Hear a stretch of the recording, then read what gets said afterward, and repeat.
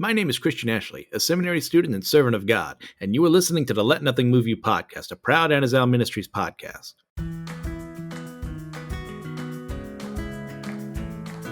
Welcome back, everyone, to the next episode of the Let Nothing Move You podcast. I'm your host, Christian Ashley, and today we're continuing on in the book of Exodus, going through chapters 5 through 6. I do have an announcement. And once again, I am promising that someone else will be on the show.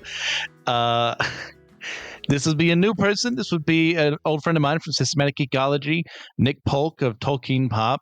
He is a good friend of mine that we've hosted several times before. He and I are very, shall we say, theologically different, but still very good friends. I'm eager to hear what he has to say on the different plagues, and hopefully he will be with me for all the plagues. So that would be from, Exodus 7 all the way to Exodus 12. So he may be on for 3 straight episodes. We just confirmed the dates for next week. So there we go. I was actually talking to Karai Rowe of the Goodness Gracious Foreign Saints podcast earlier this week. And it's feeling, man, I just feel like I'm letting everyone down. I announce these people and they don't show up because, just schedules don't align like we thought they would. He's like, yeah, it's okay, brother. Like, I promised like 7 or 8 things and those things never came to pass, or I'm still waiting on them. So on my show, so I get it. And speaking of Karai, he will be here later on in Exodus to help discuss some of the social justice laws, as well as slavery in the book of Exodus. Look forward to that one later on. So without any further ado, let's just get into this bad boy. We're starting in Exodus 5, verses 1 through 14. Afterward, Moses and Aaron went and said to Pharaoh, "Thus says the Lord, the God of Israel, let my people go that they may hold a feast to me in the wilderness." But Pharaoh said, "Who is the Lord that I should obey his voice and let Israel go? I do not know the Lord, and moreover, I will not let Israel go." Then they said, "The God of the Hebrews has met with us. Please let us go a 3 days' journey into the wilderness that we may sacrifice to the Lord our God, lest he fall upon us with pestilence or with the sword." But the king of Egypt said to them, "Moses and Aaron, why do you take the people away from their work?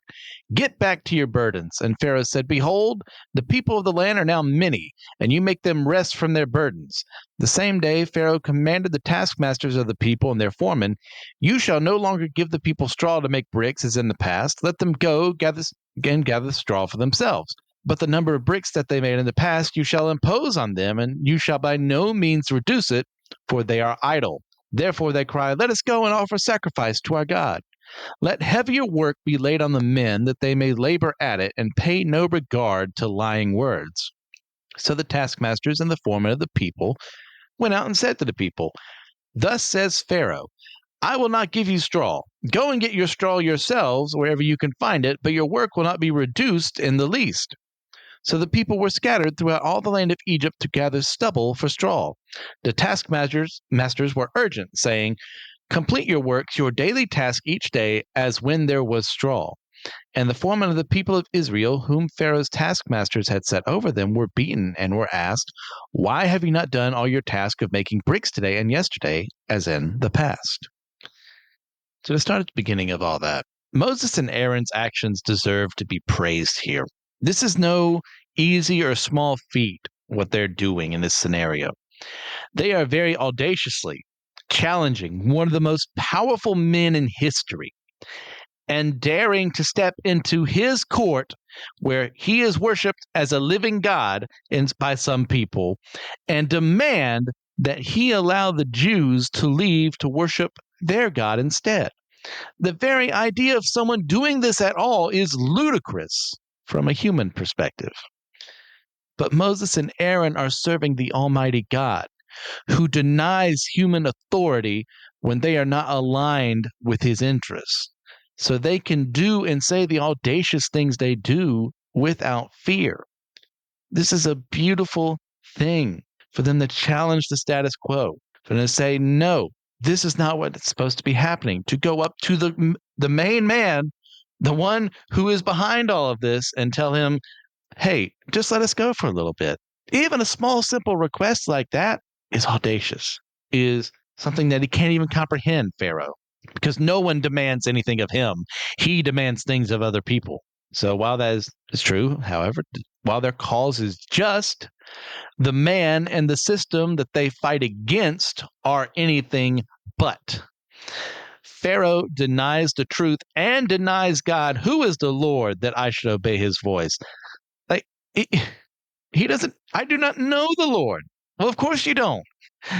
If you did, you wouldn't be acting like this. But Pharaoh, thinking of himself as the Egyptian pharaohs did, as above everyone else, most of them, if not all, as living gods, denies this request, looks down upon them, and then orders the Jews to be forced into even harder labor than before to mock Moses's requests. Like, in the grand scheme of things, you bring this up. You have, hey, we're all slaves. We're not asking to be free. Just let us go in the desert on a 3-day journey and we'll come back. Compared to what's about to happen, that is such a small request that if he had said yes, it would have changed everything. But God, knowing who Pharaoh is, knowing what Pharaoh would choose to do, brought this small request in front of him, knowing it wouldn't happen. So that when his people are free, once again, Pharaoh has no one to blame but himself. And you wonder why this isn't spoken of in Egyptian chronicles that we've recovered. You don't think this was something that wasn't blotted away from them? This is such a small request, and yet they lost everything because they didn't listen to it. And through this whole process, he further mocks Moses by causing the Jews to be forced to make bricks without using straw that they would have gathered to stabilize the process, which I am not handy at all. I am worthless in that regard. The physical labor, I would have been dead from just nope, just end me. I can't do this. It's hot outside. I need to be in the air conditioning. Oh, that doesn't exist yet. Well, I'm dead. Yeah. But for the Jewish people who had this was normalized to them, the process, as I understand it, as this yokel who doesn't understand engineering or whatever the heck you would call this, chemistry, I don't know, man. Bricklaying, is that a science? It helps make the brick to the point where they are much stronger and sturdier by adding the straw into this. So for them to have to gather it on their own, and as we'll see later, not have it at all, means that their work is increased immensely. Because, hey, if the straw is provided, that's one less thing for them to do. They can meet their daily quota, but they're not able to do it because it's not given to them. Because of Pharaoh's wickedness, because of his pettiness and evil, they are forced to work even harder than they would have had to do, which, by the way, is already hard work. The type, when I start thinking about it, I go, wow, well, yeah, I think I'd just be better off dead. And we go from there to verses 15 through 23. Then the foreman of the people of Israel came and cried to Pharaoh, "Why do you treat your servants like this? No straw is given to your servants, yet they say to us, 'Make bricks.' And behold, your servants are beaten, but the fault is in your own people." But he said, "You are idle, you are idle. That is why you say, 'Let us go and sacrifice to the Lord.' Now go now and work. No straw will be given you, but you must still deliver the same number of bricks." The foreman of the people of Israel saw that they were in trouble when they said, "You shall by no means reduce your number of bricks, your daily task each day." They met Moses and Aaron, who were waiting for them as they came out from Pharaoh, and they said to him, "The Lord look on you and judge, because you have made a stink in the sight of Pharaoh and his servants, and have put a sword in their hand to kill us." Then Moses turned to the Lord and said, "O Lord, why have you done evil to this people? Why did you ever send me? For since I came to Pharaoh to speak in your name, he has done evil to this people, and you have not delivered your people at all." Pharaoh's plan here is to have the people angry at Moses and Aaron for their part in his decision to force this change into the system. Say, hey, if you hadn't asked this, I wouldn't have made you do this. This is a punishment. You shouldn't have these people talking these crazy things. Why would I let you go out in the desert to serve your God? Your job is here. Quit being idle. And this is what terrible bosses do.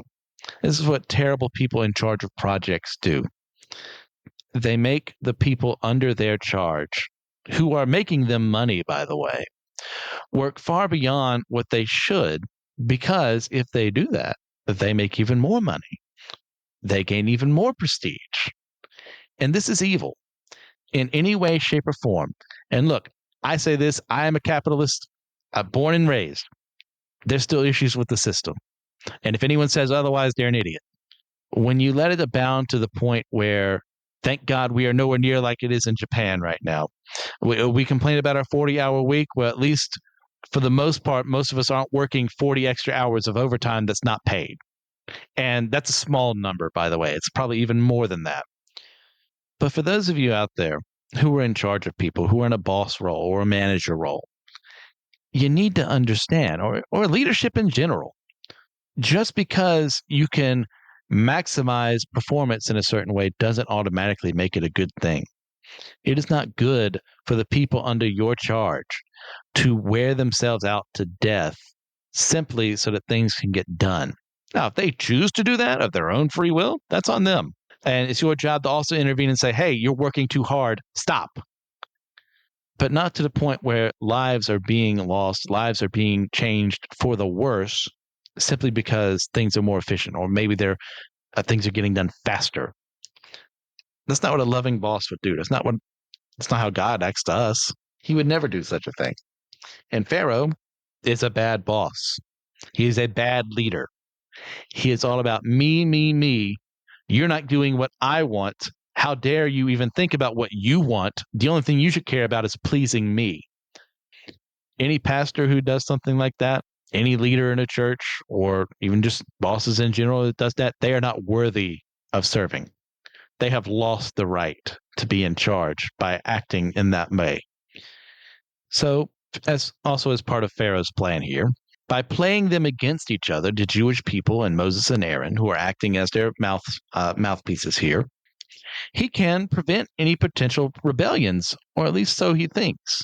The idea being, well, if they're fighting each other, they're not really going to be worrying about what I'm doing to them, because, well, these rabble rousers were saying we should just worship God over here. And now because of that, we have to work even harder than before. I don't want that. I don't want to work even harder. It's already hard. So this would be a brilliant scheme if it weren't such an evil plan. And if you weren't working actively against the ideas of God, the plans of God. It is very telling also in this whole ordeal that the first person the Jews go to for an explanation and help is not God or Moses, but Pharaoh. Instead of the God who loved them and was preparing to save them, they instead looked for the understanding of man rather than God. Pharaoh's mockery of their desires proves his evil heart, and that he has chosen to act this way for no other reason than fear, pride, and pettiness, when all he had to do was simply allow them to leave for a short amount of time and they would have gone back to work. But now that he has done this, he has set a course for the inevitable freedom of the Jewish people. We have seen the buildup here.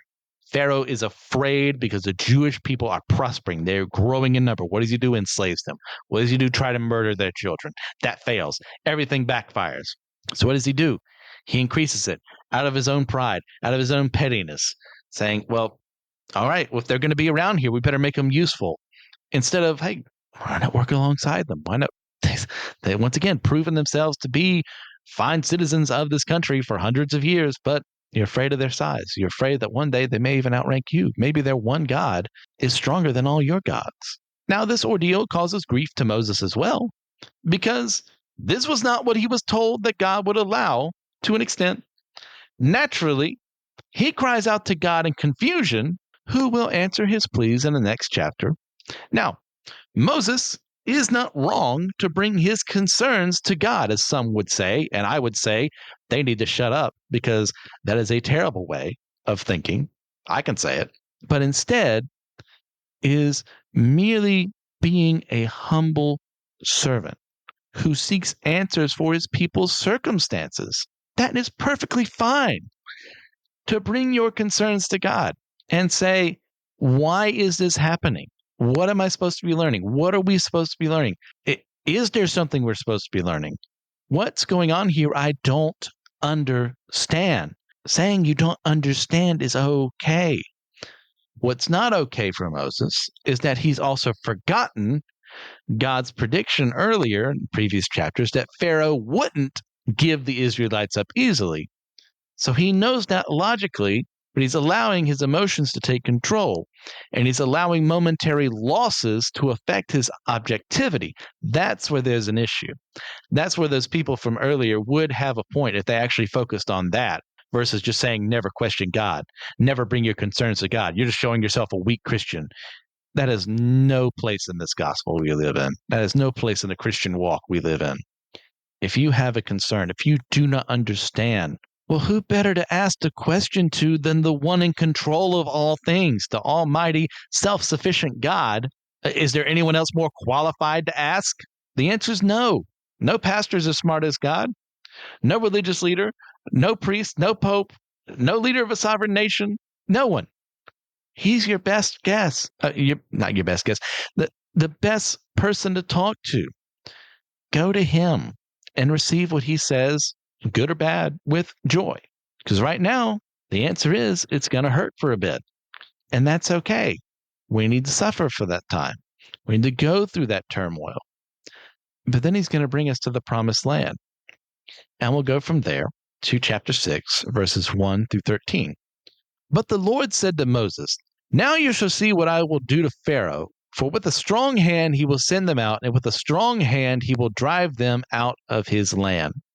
God spoke to Moses and said to him, "I am the Lord. I appeared to Abraham, to Isaac, and to Jacob as God Almighty, or El Shaddai. But by my name, the Lord, I did not make myself known to them. I also established my covenant with them to give them the land of Canaan, the land in which they lived as sojourners. Moreover, I have heard the groaning of the people of Israel, whom the Egyptians hold as slaves, and I have remembered my covenant. Say therefore to the people of Israel, I am the Lord, and I will bring you out from under the burdens of the Egyptians, and I will deliver you from slavery to them, and I will redeem you with an outstretched arm and with great acts of judgment. I will take you to be my people, and I will be your God, and you shall know that I am the Lord your God, who has brought you out from under the burdens of the Egyptians. I will bring you into the land that I swore to give to Abraham, to Isaac, and to Jacob. I will give it to you for a possession. I am the Lord." Moses spoke thus to the people of Israel, but they did not listen to Moses because of their broken spirit and harsh slavery. So the Lord said to Moses, "Go in, tell Pharaoh, king of Egypt, to let the people of Israel go out of his land." But Moses said to the Lord, "Behold, the people of Israel have not listened to me. How then shall Pharaoh listen to me? For I am of uncircumcised lips." But the Lord spoke to Moses and Aaron and gave them a charge about the people of Israel and about Pharaoh, king of Egypt, to bring the people of Israel out of the land of Egypt. God's speech here to Moses shows his immense kindness and patience, his never ending patience to his servant, telling Moses just how much he specifically has a special relationship with God that not even Abraham, Isaac, or Jacob did. Now, I will say there is some speculation here that none of the other patriarchs had ever heard the name Yahweh before, as is kind of implied here, but let's just not get bogged down in the weeds. Especially since the name Yahweh is used multiple times in Genesis. That in itself doesn't prove that they knew the name, but still, I don't think we need to focus too much on this small detail here, like a lot of people tend to do in some commentaries I've looked at. What God is trying to say here, the point God is making here, is that he is revealing himself to Moses and to his people in an unprecedented fashion, so that they will know that he alone is God and they are his people. God's words will be proven by his actions, and that he will deliver them with his might and love away from their enslavement, so that they can be with him under his care in a way that they would never be capable of doing by themselves. Yeah, there's a lot of Israelites in Egypt right now, But do you really think they're capable of starting a rebellion where they're going to be able to leave this land against one of the mightiest armies the world has ever known, while they're in the midst of bondage and slavery, being whipped and beaten, even when they do what they're supposed to, as their children are being slaughtered and murdered? Yeah, they could cause a problem. They might even go be somewhat successful like Spartacus did for a bit, but it'd be doomed to failure with human means, with humans trying to enforce their will upon the world. Only God, only his providence can allow them to succeed in this regard. And what Moses doesn't understand until God brings this up is that the patriarchs of old had the immense privilege of meeting and interacting with God as he had made his promised covenant to them to make them a mighty nation. But they didn't get to see that happen in front of them. Moses, on the other hand, is going to have the grand and immense pleasure of being the one who would see God fulfill that very same covenant right before his eyes. Israel's not a nation right now. They are a collection, a people group inside of a larger nation. God is going to take them away from this evil land to a land that they can call their own. And Moses is going to see that promise come into being. Abraham didn't get to see that. Jacob didn't get to see that. Isaac didn't get to see that. But Moses will. I am brought Moses to this point of history to do the impossible, to bring his people to the place God said they would be. On their own, no betting man would ever say that's possible. There's no right in human wisdom for that to happen. But God's wisdom transcends ours.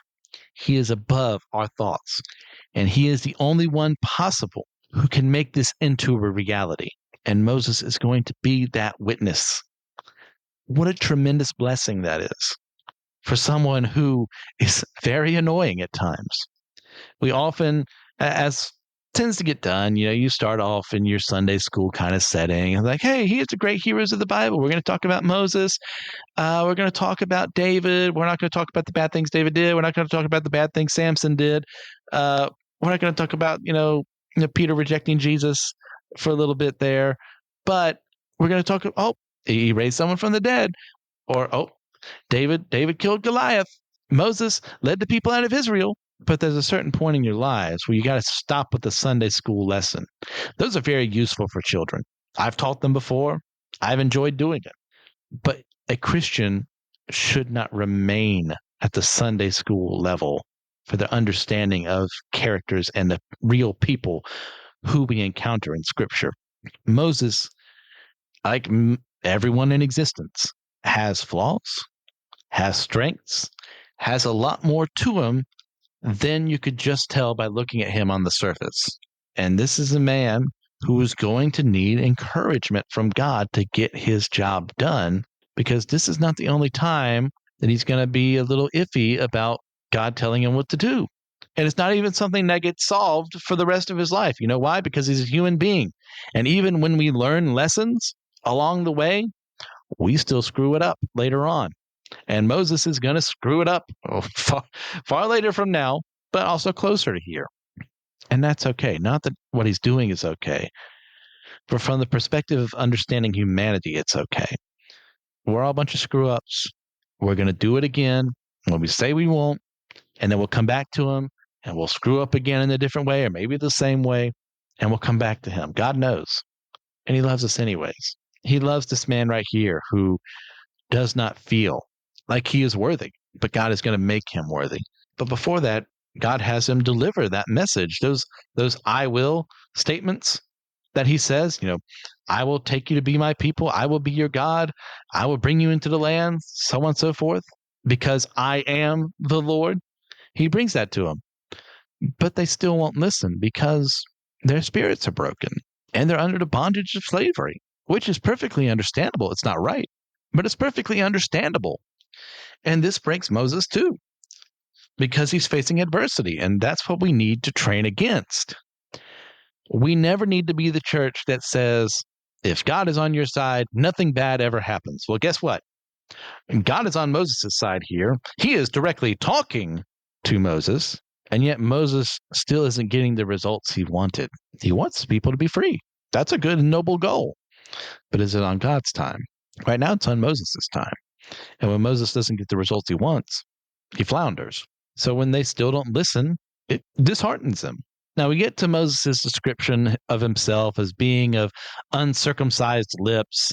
The idea of being is meant to convey this feelings of his feelings specifically of being unworthy to do this task, and he's so beneath God that there's no way he could do anything. And hey, that's true, but God reminds him that no matter how down he feels about his capabilities, Moses is still the one person out of the entire world at this point in history that God specifically chose to do his work in this world.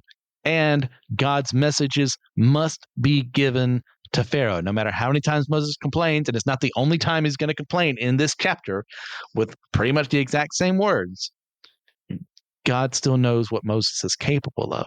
God sees beyond the self loathing to see the man that Moses is going to be. And he sees that about you and I as well. Look, I'm very good at self deprecating humor. You know, I know me. I mean, really, I should know me a lot better than other people. You know, for all the wisdom and intelligence I've gained over the years, I still say and do stupid things. You got to laugh at yourself. You got to remove that self-loathing that says, "Oh, everyone saw me trip and fall," or "Everyone heard me. My lisp and my stutter came out." And I hate that about myself. God, how could you ever use me to speak to people? Like, I get that, but that very same God has said to Moses, "Don't worry about the way you're talking. I've got your back." Says that to me, and he says that to you. Whatever that thing is that you're like, God can't use me because of this. God can't use me because I just lived a sinful, hellbound life, and I made the decision to come to Him. But He's definitely going to have to use someone else because I just got too much baggage. Nothing could be further from the truth. Doesn't matter if you were raised in a church and you didn't live like a hellion; you're still a sinner at some point in time. Doesn't matter if you've done the most horrendous crime you can think of. If you've come to Him, He makes you as white as snow. He is the ultimate judge and authority, not you, not me. So listen to Him when He says, "Do as I command, my faithful servant. I know what you're capable of, and you're going to bring my will and my glory into the world, regardless of where you started from." And with that, we'll go to verses 14 through 30 and finish off chapter 6. These are the heads of their fathers' houses. The sons of Reuben, the firstborn of Israel, Hanok, Palu, Hezron, and Carmi. These are the clans of Reuben. The sons of Simeon, Jemuel, Jamin, Ohad, Jachin, Zohar, and Shaul, the son of a Canaanite woman. These are the clans of Simeon. These are the names of the sons of Levi according to their generations: Gershon, Kohath, and Merari. The years of the life of Levi being 137 years. The sons of Gershon, Libni, and Shimei by their clans. The sons of Kohath, Amram, Izhar, Hebron, and Uziel. The years of the life of Kohath being 133 years. The sons of Merari, Mali, and Mushi. These are the clans of the Levites according to their generations. Amram took as his wife Jochebed, his father's sister, and she bore him Aaron and Moses. The years of the life of Amram being 137 years. The sons of Izhar, Korah, Nepheg, and Zikri. The sons of Uziel, Mishael, Elzaphan, and Sithri. Aaron took as his wife Elisheba, the daughter of Aminadab and the sister of Nahshon, and she bore him Nadab, Abihu, Eleazar, and Ithamar. The sons of Korah, Asir, Elkanah, and Abiasaph. These are the clans of the Korahites. Eleazar, Aaron's son, took as his wife one of the daughters of Putiel, and she bore him Phinehas. These are the heads of the fathers' houses of the Levites by their clans. These are the Aaron and Moses to whom the Lord said, "Bring out the people of Israel from the land of Egypt by their hosts." It was they who spoke to Pharaoh, king of Egypt, about bringing out the people of Israel from Egypt, this Moses and this Aaron. On the day when the Lord spoke to Moses in the land of Egypt, the Lord said to Moses, "I am the Lord. Tell Pharaoh, king of Egypt, all that I say to you." But Moses said to the Lord, "Behold, I am of uncircumcised lips. How will Pharaoh listen to me?" This genealogy here that kind of interspersed is in between Moses' rejection the first time and his rejection the second time, is meant to display his credibility to lead the people and to show Aaron's role in the matter as well. It starts with the first two sons, then it goes to Levi, and it doesn't go to the rest of the sons because that's not what we're focusing on here. We'll get to the other genealogies later on, but the purpose right here is to show how from Levi, Moses is taking the role that is going to be given to that whole tribe as priests. And Aaron is going to be one of those priests as well. So it sets up the both of them as the ones who are going to be doing this. Now, Gershon, Kohath, and Merari will be three lines that have immense importance for the organization of the Levitical priesthood and the roles that they'll have in the coming years of the beginnings of Israel as a nation. And we'll get there when we get there. Now we come to the end of this chapter, and we see that Moses once more repeats his supposed inadequacies to God. And look, sometimes it takes a lot for us to move in faith. And as established before, Moses is no different than us. We don't need to lionize every person who is a hero in the Bible. We need to praise the good, curse the evil, just as we need to do it for us and for the people around us. Praise the good, curse the evil. And Moses is indecisive. Moses is timid. He's allowing his anxiousness and his unwillingness to move forward to cause problems rather than submitting to God's authority, who has brought him to this point by his own power because of momentary setbacks, because things aren't happening the way he thought they should happen. But God sees past Moses' timidity, his anxiousness, his unwillingness to work with God. And we'll see in the next chapters that Moses will listen so that he can do God's will in the world. So it sounds like we're ending on a bit of a downer, but I know the rest of the story. And it's going to be a lot better. We're going to see Moses change, to see him become better than the man he was yesterday. And that's what we're all called to do. We're called to perfection, knowing we'll never be perfect in this world. So I'm calling myself to be better than the man I was yesterday. Some days that's right. Some days I screw up and it feels like I've regressed years, but I need to pick myself up. I need to pick myself up alongside other believers who are helping me, and I'm helping them along the way so that we become those better men and women for God. And with that, thank you for listening. Please, if you get a chance, leave a 5-star review on your podcasting platform of choice. Just help us with the ratings there. If you're interested in my own fiction writing, you can find my works at starvingwritersguild.com or on Amazon by searching for the name MC Ashley. If you're all interested in some further solid studies into the Bible and its teachings, then check out the other members of the Anazal Ministries podcasting network. You can contact me at letnothingmoveyoupodcast@gmail.com. I'd like to extend a special thank you to Joshua Knoll for the editing that he does and for the music he adds to the podcast. And with all this in mind, God bless you all in accordance to his will and not mine. And allow me one more time to remind you, let nothing move you.